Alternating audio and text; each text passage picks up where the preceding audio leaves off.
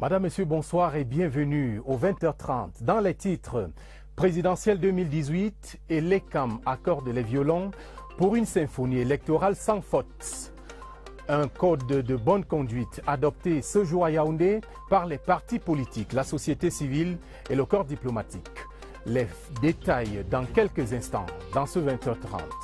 Formation professionnelle, révision de la copie sur la réglementation, promesse de succès pour la jeunesse. Le gouvernement crée un nouvel environnement pour relancer la formation et l'emploi. Nous en parlons avec l'invité du 20h30, Zachary Perevet, ministre de l'Emploi et de la Formation professionnelle. Entretien en direct dans une dizaine de minutes.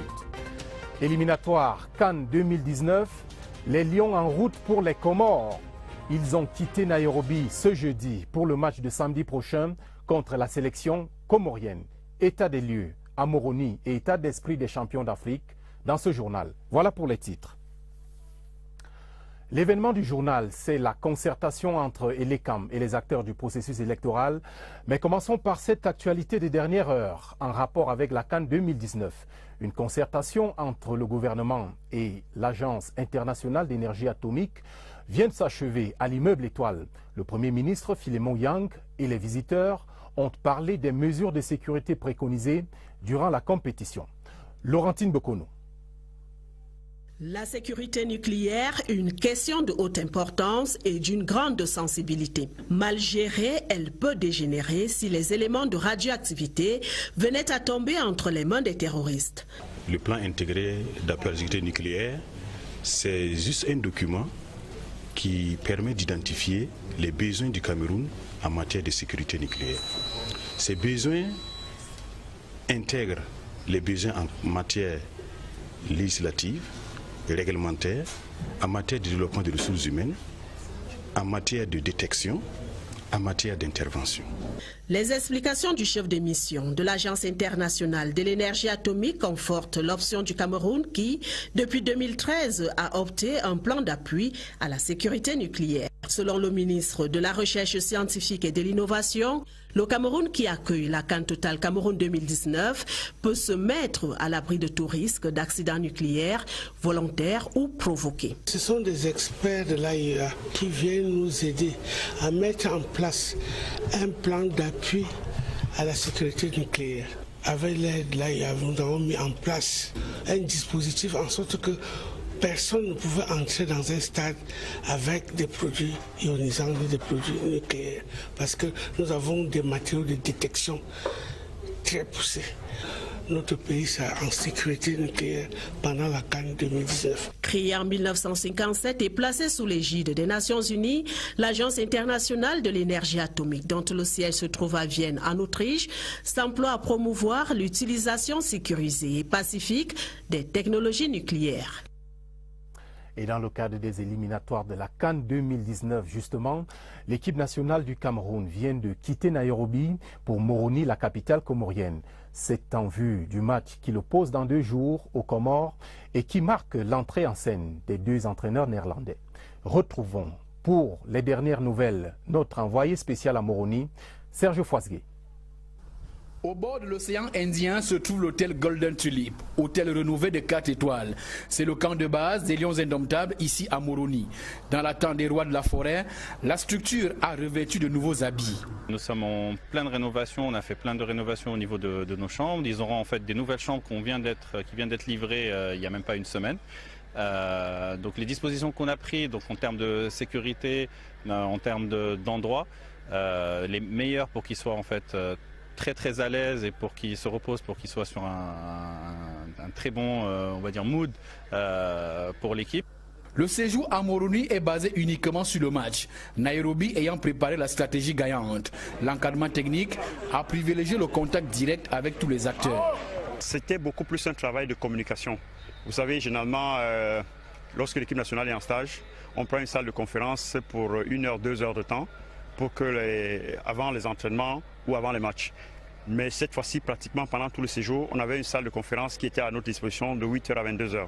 Ça fait que c'était pratiquement le bureau dans lequel les entraîneurs travaillaient en permanence et ils rencontraient des joueurs spécifiquement, une fois la défense, une fois le milieu de terrain, une fois les attaquants, pour leur expliquer à peu près ce qu'ils veulent.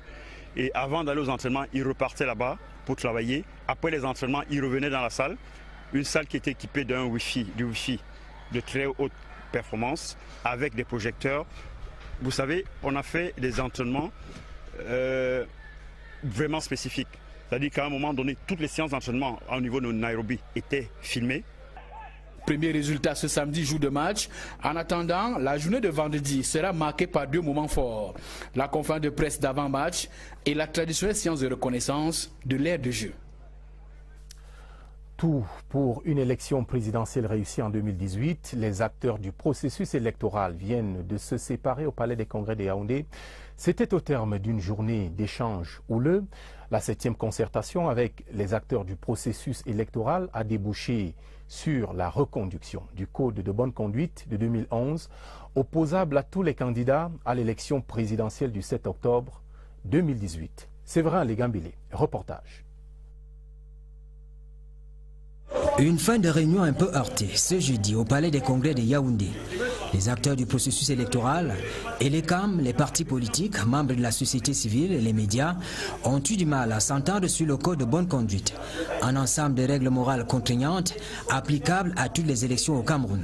Pendant le cadre du groupe de travail, nous n'avons pas pu nous entendre sur de nouvelles modalités pour arriver au consensus sur le document de travail qui nous était proposé. Pour les candidats, les partis politiques qui présentent des candidats pour l'élection du 7 octobre, ils ont l'occasion de se rencontrer avec le président du conseil électoral et discuter des matières spécifiques qui vont concerner le processus du 7 octobre.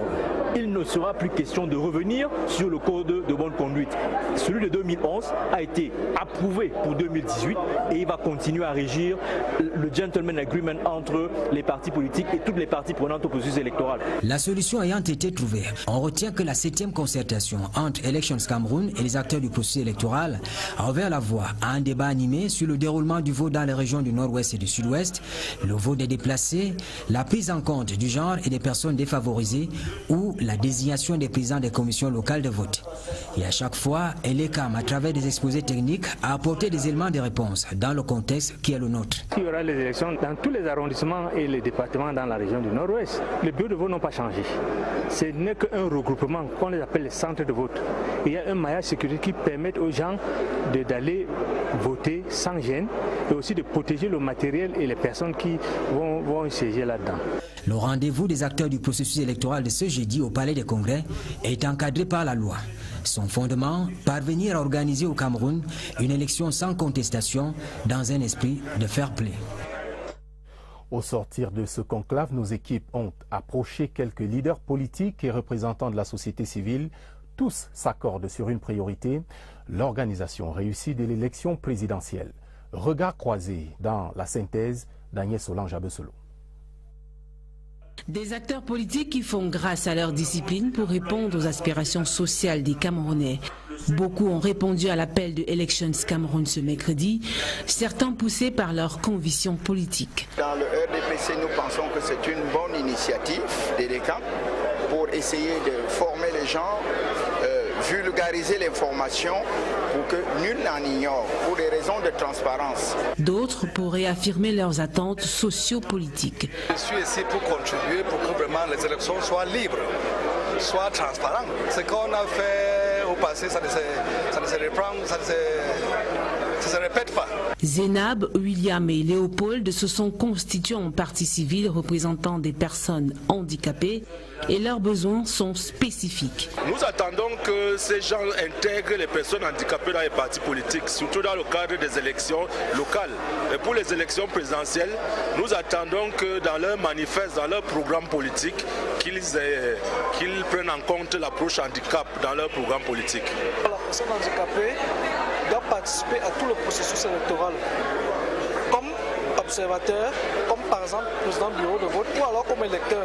Pour la 7e fois depuis la convocation du corps électoral, ils se concertent. Des acteurs conscients face à une volonté réelle de donner au Cameroun une élection présidentielle claire et réussie. Et dans la perspective de cette élection, le président du Front pour le Salut national vient d'entamer une visite politique dans la région du Nord, Issa Tiroma Bakary remobilise ses troupes pour une victoire éclatante du président Paul Biya à l'élection présidentielle du 7 octobre prochain. Claver Pascal Ndanga, CRTV Nord. Sur les antennes de la station régionale CRTV Nord, tout comme les autres médias privés où il est passé, le président du Front pour le Salut National du Cameroun a clamé haut et fort son soutien à la candidature du président Paul Biya à l'élection présidentielle du 7 octobre prochain. Issa Tiroma Bakary a lancé un appel à la mobilisation pour un meeting de remerciement que le FSNC organise ce samedi à Garoua. L'objet de ce meeting, c'est de montrer aux uns et aux autres que cette mobilisation très importante qui est en train de s'opérer se fait à l'avantage et en faveur du président Biya. Les militants, militantes et sympathisants du FSNC rangés en ordre de bataille derrière leur président national comptent dire merci au président Paul Biya pour les multiples réalisations en faveur du développement de la région du Nord. La qualité de l'assistance attestera évidemment de la foi, de l'espoir que les uns et les autres placent en lui à travers son allié que je suis. J'invite donc les uns et les autres à se préparer. D'abord à venir poursuivre ce meeting. Accompagné d'une forte délégation des membres du bureau politique et du comité central du FSNC, Issa Tiroma Bakary a eu un échange avec le gouverneur de la région du Nord, Jean Abaté Edi.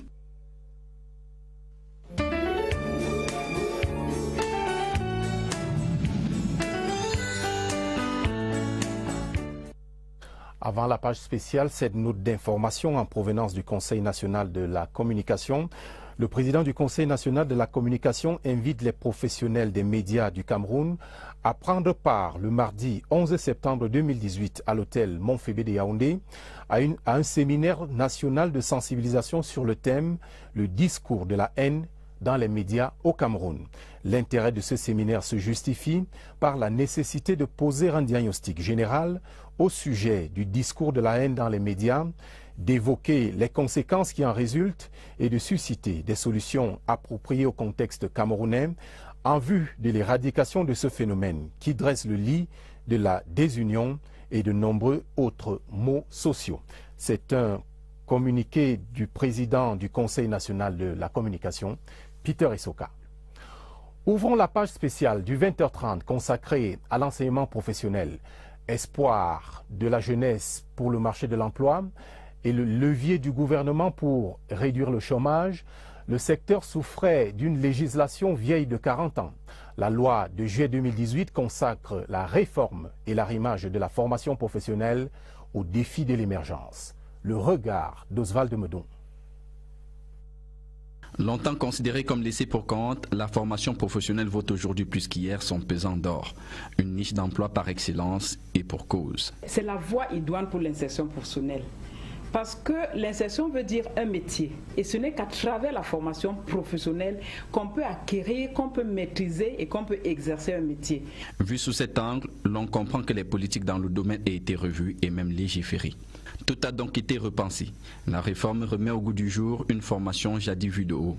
Il faut certifier la compétence de quelqu'un et dire quelle est la profession et le niveau qu'il peut occuper dans l'entreprise et améliorer aussi son gain de productivité et son revenu familial. L'importance du secteur légitime une offre de formation qui se modernise et se diversifie. 3 centres d'excellence ont déjà ouvert leurs portes aux Camerounais dans les villes de Douala, Limbe et San-Milima. D'autres chantiers sont dans le pipe. Nous parlons aujourd'hui des référenceurs homologués pour aller progressivement vers la normalisation du système de formation professionnelle. N'allez surtout pas croire qu'il s'agit d'une formation réservée. Je commencerai par les non scolarisés, les déscolarisés, les scolarisés, élèves étudiants, les travailleurs en quête de requalification. Véritable révolution, la nouvelle vision de la formation professionnelle est en marche. Un processus irréversible dont les prémices donnent déjà satisfaction. La majorité de nos produits sortis des structures de formation du MINEFOP ont un pied dans le monde du travail. L'ambition d'un pays qui planifie son émergence justifie l'important chantier. Et les mutations actuelles sont les premiers pas d'un vaste changement qui en pose les balises. Allons maintenant sur le terrain de la formation professionnelle proprement dite pour voir une initiative traduisant la volonté de l'État d'améliorer la formation des jeunes et lutter contre le chômage. Direction Douala à la découverte du centre d'excellence construit avec l'appui de la coopération coréenne. Rufin Kamcham, de CRTV Littoral. À l'entrée ouest de la zone industrielle de Douala-Bassa se dressent ces 9 bâtiments qui abritent le centre de formation professionnelle d'excellence de Douala. La structure, une vision du chef de l'État Paul Biya, soldat infatigable de la lutte contre le chômage jeune, veut former et mettre sur le marché de l'emploi une main-d'œuvre de quantité et en qualité. Le gouvernement est parti d'abord à travers l'analyse de la situation du travail et on a conçu des référentiels de formation qui répondent aux besoins des entreprises et nous sommes en train d'implémenter maintenant ce référentiel de formation. Au-delà du contenu des formations effectuées sur la base de l'analyse de la situation de travail auprès des entreprises, répondant ainsi aux besoins du patronat qui n'a cessé de se plaindre de l'inadéquation formation-emploi, l'un des atouts de ce centre, son équipement. Les Coréens nous ont dotés d'une technologie de dernière génération dans tous ces départements. À cela s'ajoute la qualité de la formation. Les apprenants qui entrent ici, quand ils ressortent, ils sont dotés de tout ce qu'il faut pour qu'ils créent leur propre structure que de rechercher l'emploi. Parce qu'ils ont tous les moyens pratiques. Ce centre est tout ce dont j'ai besoin parce qu'on retrouve les appareils appropriés, les produits appropriés, les matériels appropriés. Avec un taux d'insertion de 80%, le Cameroun gagne ainsi le pari de la lutte contre le chômage jeune à travers les CFPE. Et j'accueille à présent l'invité du 20h30, le ministre de l'Emploi et de la Formation professionnelle, Zachary Perevet. Bonsoir et bienvenue. Bonsoir. Une des dernières actualités en matière de formation professionnelle est la promulgation de cette loi, la loi du 11 juillet 2018, qui régit la formation professionnelle au Cameroun. Quelles sont ses implications et les innovations qu'elle engage sur le terrain? Merci de me donner l'occasion de revenir sur cette importante loi qui régit désormais la formation professionnelle. Je qualifie cette loi de révolutionnaire parce que, en réalité, elle vient après une vieille loi qui date de 1976 et qui parlait uniquement de ce qu'on appelle la formation rapide. Nous savons aujourd'hui que nous ne pouvons pas faire seulement avec la formation rapide pour atteindre l'émergence en 2035. Donc, le chef de l'État a tenu à promulguer cette loi qui nous permet maintenant de moderniser le secteur en réalité. Parce qu'elle vient après plusieurs réformes d'ailleurs, au niveau stratégique, au niveau opérationnel. Et cette loi vient confirmer maintenant, donner une vision à la formation professionnelle où plusieurs intervenants étaient là de manière informelle en réalité. Maintenant, elle permet de mieux organiser le secteur. Elle permet mieux de mettre en place des nouvelles méthodes d'approche, notamment en matière de référentiel, de programmes adaptés à la situation de notre monde d'aujourd'hui. Y a-t-il eu quelques changements déjà depuis la promulgation de cette loi? En fait, comme j'ai dit, elle vient après plusieurs réformes qui se faisaient déjà. Elle permet maintenant d'élaborer de textes d'application de cette loi déjà. Et dans cette loi, il y a quelque chose de très important, la création du Conseil national de la formation professionnelle d'orientation professionnelle, qui appuie donc l'État pour faire des réformes, continuer ces réformes dans le secteur en question. Elle donne une meilleure vision. Elle permet de responsabiliser tous les intervenants dans le secteur, notamment le secteur privé, les structures décentralisées, les individus. Donc maintenant, nous avons une loi qui nous permet de nous ranger réellement dans ce secteur-là. Elle permet aussi maintenant de faire en sorte que ce n'est pas n'importe qui intervient dans le secteur. Il faut respecter certaines conditions pour pouvoir y opérer. Donc je pense que c'est l'une des lois les plus importantes ces dernières années. Parce qu'au niveau du monde, vous savez bien que c'est la formation professionnelle qui permet de produire. Ce n'est pas théorique, c'est quelque chose, la formation fait en sorte que celui qui sort de là puisse soit s'installer ou bien s'insérer dans le circuit de production, s'insérer dans le secteur privé. Donc, cette loi est révolutionnaire, comme nous le disions tout à l'heure. Surtout pour le Cameroun qui en a besoin. Alors, Monsieur le ministre, vous avez vu tout à l'heure l'élément sur le centre technologique d'excellence de Douala, un centre particulièrement bien équipé. Ce n'est pas toujours le cas avec les autres centres. Qu'est-ce que l'État fait pour améliorer la qualité des infrastructures et la formation des jeunes Camerounais?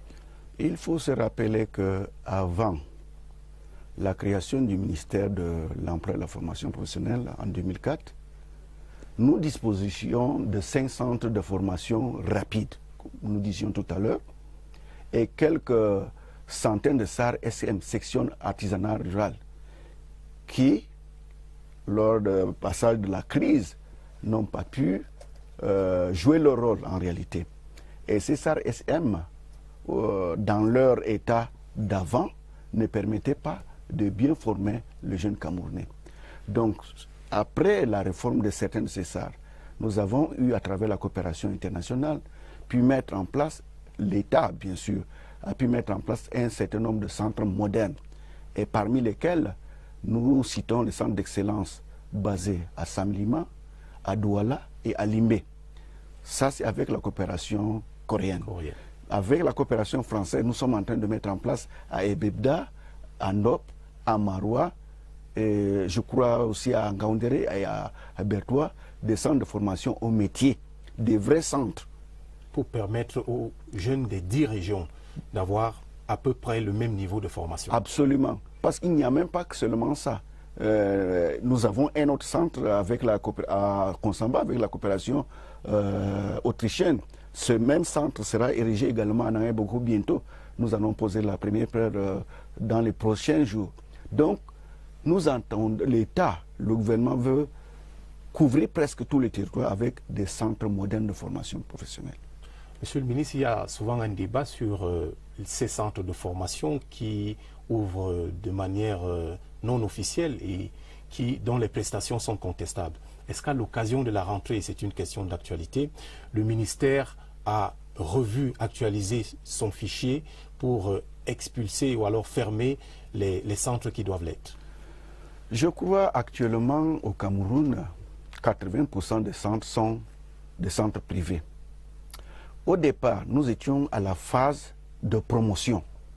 Et pendant cette phase, on a autorisé l'installation de plusieurs centres. Mais de plus en plus, et avec la nouvelle loi, il faudrait respecter certaines conditions.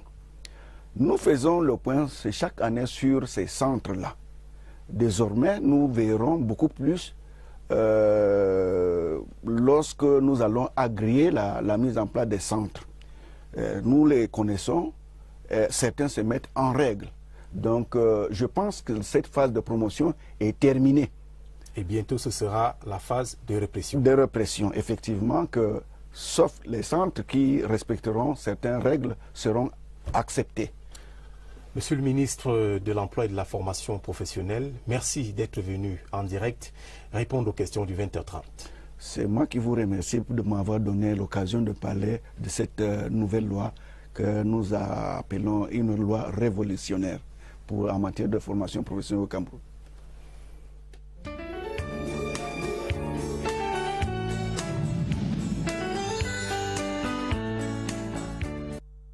Opération rentrée scolaire sans accident de la circulation, la gendarmerie nationale est en alerte. La campagne spéciale de sécurité routière s'achève cette semaine. Des mesures particulières ont été prises pour un retour en classe sans larmes ni blessures. Sur les boucles Yaoundé, Douala, Bafoussam, c'est une véritable guerre contre les comportements dangereux. Vous le verrez dans ce reportage de Pierre Evimi. On l'appelait le triangle de la mort, l'axe Yaoundé, Douala, Bafoussam, Yaoundé. Et pendant la période de rentrée scolaire, prendre la route était devenu une séance d'exorcisme. De nos jours, et grâce à son opération contrôle, surveillance, répression, la gendarmerie nationale essaye de donner la vie et la sérénité sur ces axes réputés accidentogènes. Je sais que la sécurité en route a marche, donc j'ai pas peur. La campagne spéciale lancée pour réduire au maximum les accidents à travers la guerre contre les comportements dangereux a porté ses fruits. Le nombre d'infractions qu'on constatait auparavant, ça a drastiquement diminué et on peut s'en féliciter. Les gros porteurs ne font plus les surcharges comme on constatait avant, on peut s'en féliciter. Donc le message passe auprès des chefs d'agence de voyage. Un accent de niveau stratégique a été mis sur les pelotons routiers motorisés pour sécuriser les usagers indélicats. On a les motos qui sont là à côté, qui circulent de nuit comme de jour. La gendarmerie nationale, dans ses missions de sécurité sur les routes, utilise les grands moyens tels ce véhicule scanner pour détecter les objets et produits dangereux et illicites. Des fouilles systématiques ont également conduit à l'interpellation de cet élève en possession de produits stupéfiants. C'est un véritable ratissage large qu'ont assisté des usagers de plus en plus sereins sur les axes routiers. Après la rentrée scolaire 2018-2019, le débat sur les associations des parents d'élèves nourrit les conversations dans la région de l'Est, une polémique sur l'importance même de l'APE dans les établissements scolaires de la ville de Bertoua.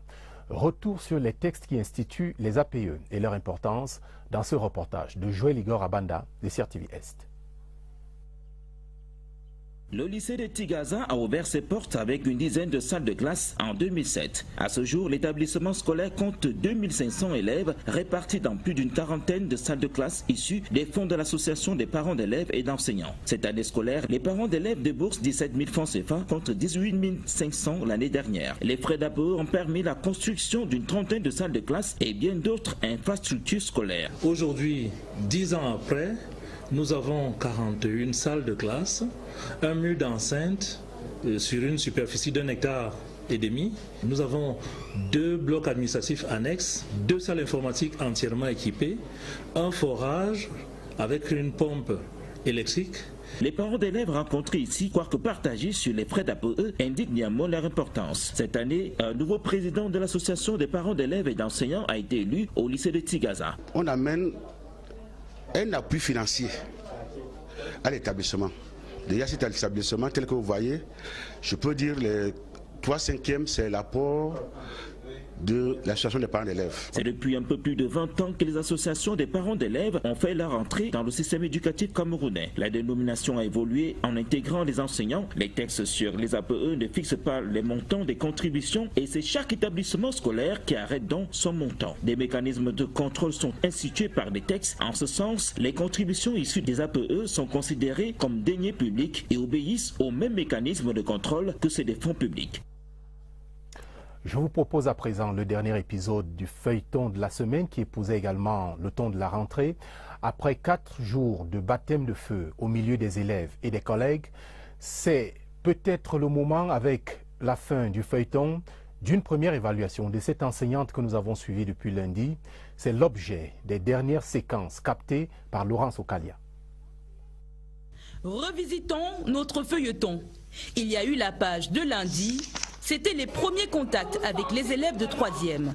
Bilan. Elle est à l'écoute de nous tous, puisque quand on a une question, elle répond très facilement à la question sans s'énerver.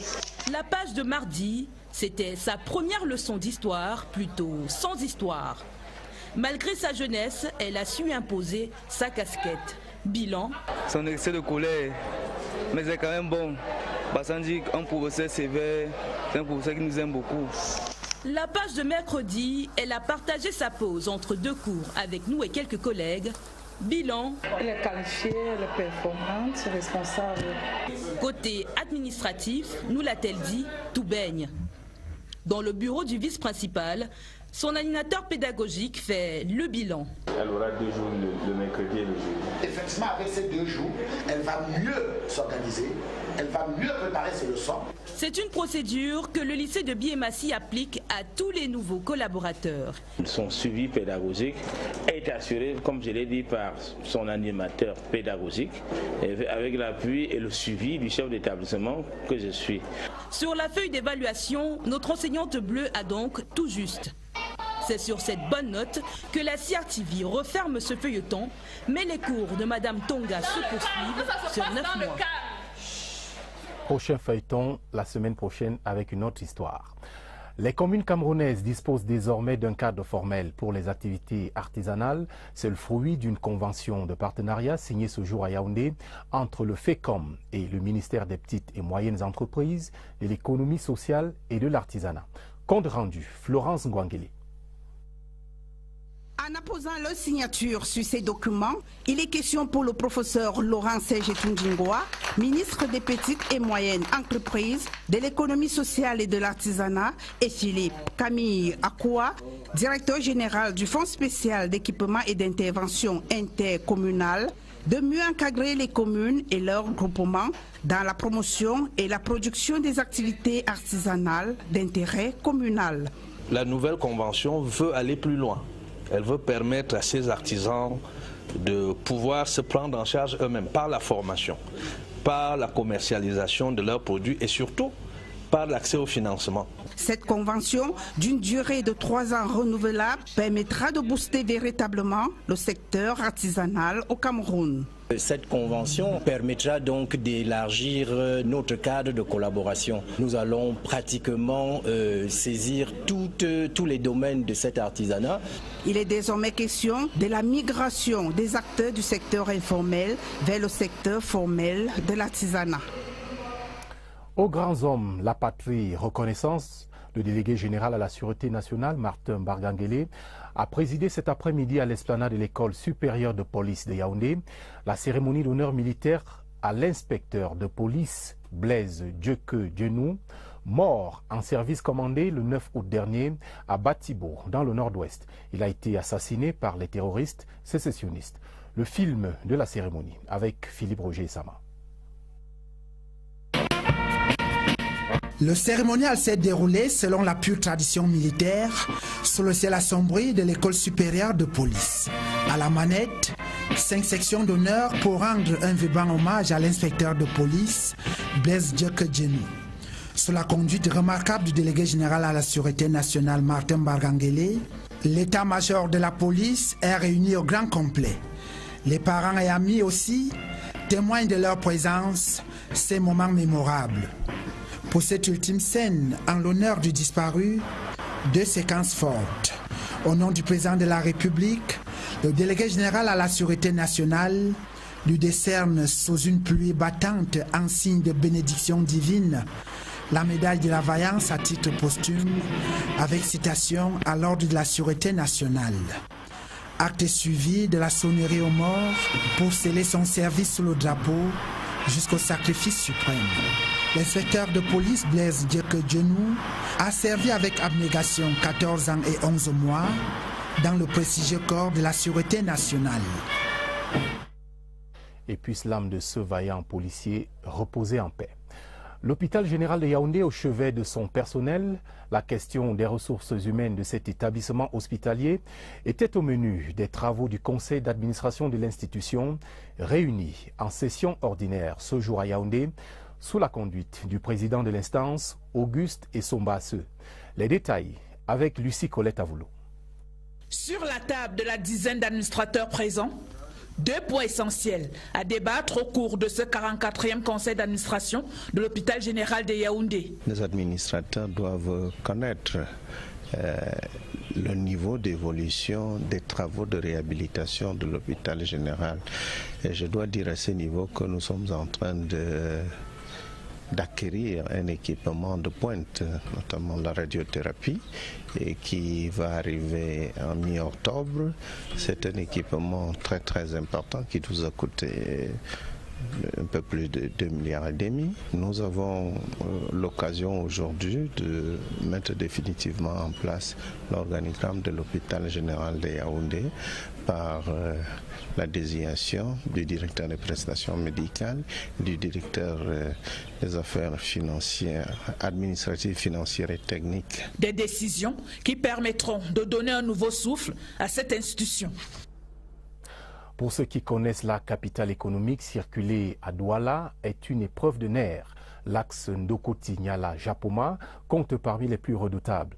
L'entrée est de la ville ouvre pourtant la voie d'accès au Tchad et à la RCA. Sa réhabilitation est à inscrire au chapitre des urgences. Olivier Kingemoli dans l'affaire de la circulation. Pour les usagers de la ville de Douala, ce n'est pas du tout la bonne idée de circuler ici, axe Ndoko-Tignala-Japoma, parallèle à l'entrée est de la ville. La route subit une surexploitation depuis plusieurs semaines, conséquence des travaux de réhabilitation du pont Kogefar. La situation a entraîné une dégradation progressive de la chaussée où le bitume a disparu complètement. Accident tout le temps, la voiture quand dans le coup, les voitures s'arrêtent. L'activité économique s'en trouve sérieusement perturbée au plan national et même sous-régional. Au niveau strictement local, certains comptoirs ont carrément fermé. Moi-même, je n'en vends plus rien. Et mes fournisseurs ne veulent pas venir ici pour me livrer, disant que la route est mauvaise. La bailleurette de la maison a déménagé pour aller louer, puisqu'il n'y a plus moyen pour passer pour entrer chez elle. Le restaurant sénégalais qui est en face est également fermé à cause du cas de la route. En ce début d'année scolaire, cette route n'est pas la bonne matière pour les élèves. Mais si l'on se félicite déjà des travaux d'aménagement qui ont commencé, il y a plus que jamais urgence d'aller vite pour minimiser les pertes économiques. Il faut s'attendre à ce que le transport de marchandises pour le centre et la sous-région connaissent de gros retards, d'où l'urgence de l'entrée est de Douala.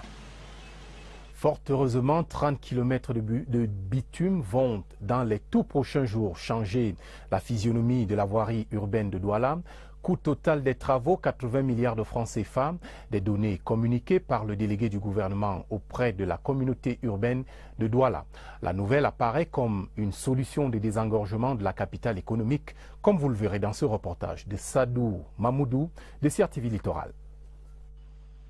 La capitale économique étouffe. La mobilité des Camerounais de Douala a mal en son moteur. Mais voilà qu'un chantier de près de 50 km de bitume déroule son linéaire pour braver le mal. Très bientôt, c'est sur un boulevard de modernité que vont rouler les Doualais.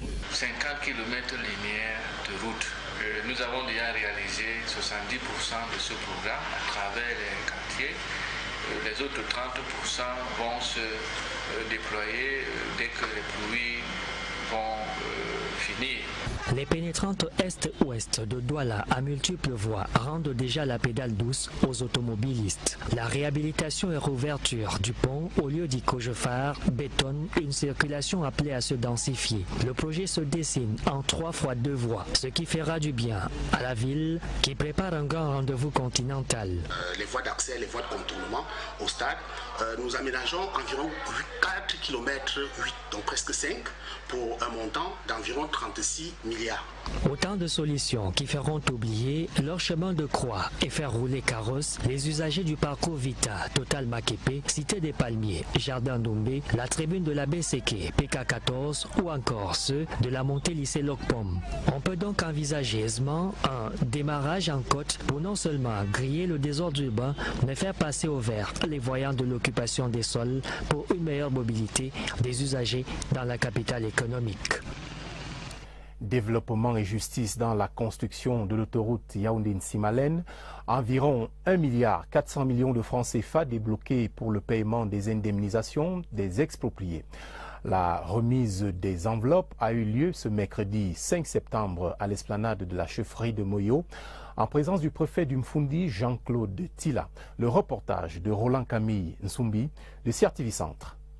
C'est au total 179 personnes des localités de Minkan, Abomey et Meyo qui ont reçu chacune son enveloppe. Les montants allaient de 35 000 francs CFA à 77 millions de nos francs. Les indemnisés pensent déjà à investir. On vient de me donner une petite somme de 20 millions. Il faut aller chercher, aller payer une petite terre et se recaser. C'est fait pour des causes nobles, le développement de notre pays. Tout ce qu'on peut faire, c'est agir de la meilleure manière qui soit. Une opération qui connaît 1 euro de nouement en rase campagne. Ceux qui se livraient à des conjectures, je crois qu'ils sont servis.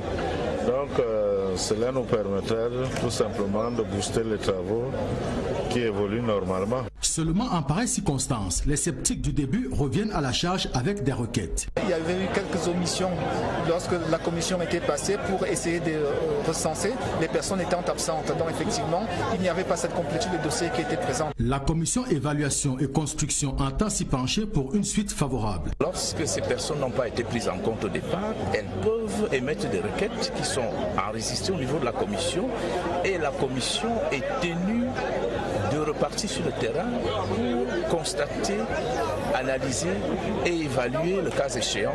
Ceci pour le bonheur de tous et le développement du Cameroun.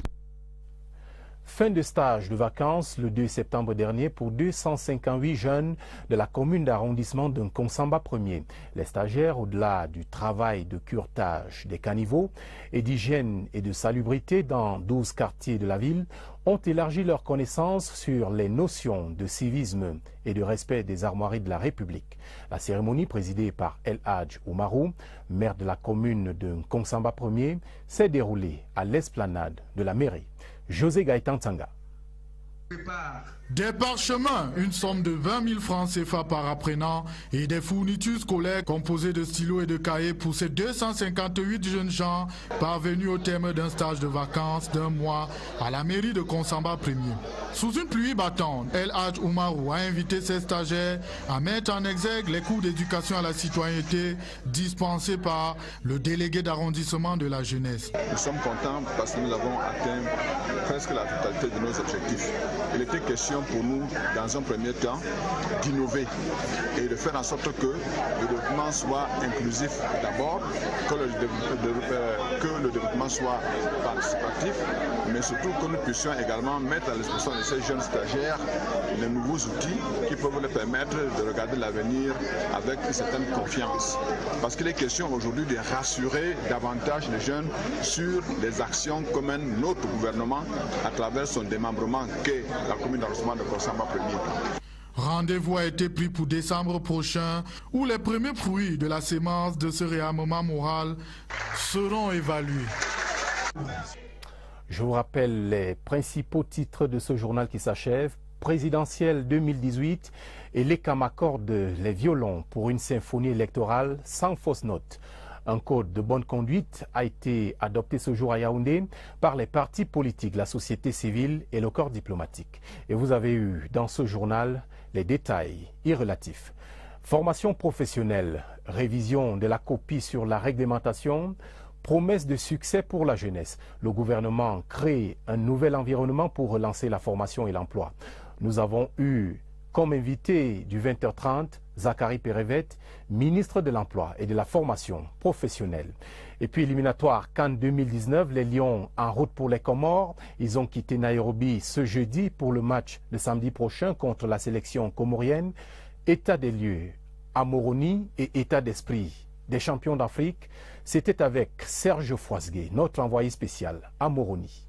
Merci d'avoir regardé ce journal. Dès demain, vous retrouverez Karine Olivier Habit pour le 20h30 du week-end.